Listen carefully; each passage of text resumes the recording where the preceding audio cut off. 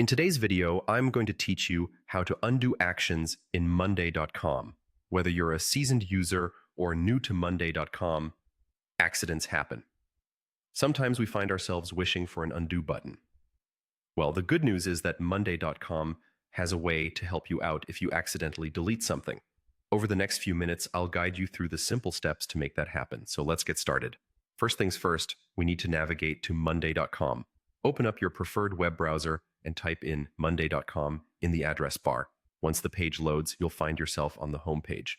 Now, look towards the upper right corner of your screen where you will see the option to log in. Go ahead and click on that. Next, you'll be taken to the login page. If you're using Monday.com for company or cooperative projects, there's a good chance you might be using your Google account to sign in.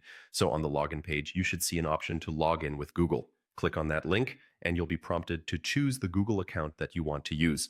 Select the one you are associated with on Monday.com. Now, let's assume you were working on a board and by mistake, you deleted an item. The good thing about this platform is its intuitive design that often anticipates its users' needs.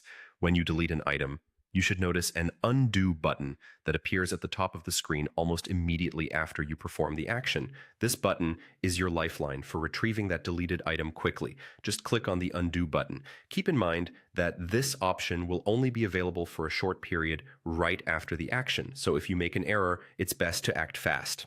This feature is especially handy during those fast-paced work sessions where speed is of the essence. By now, you should be confident in your ability to undo actions in Monday.com swiftly.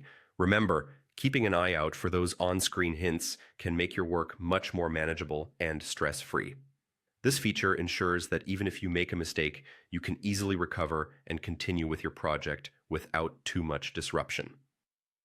That wraps up our short guide on how to undo actions in Monday.com. I hope you found this tutorial helpful and that it enhances your productivity on the platform.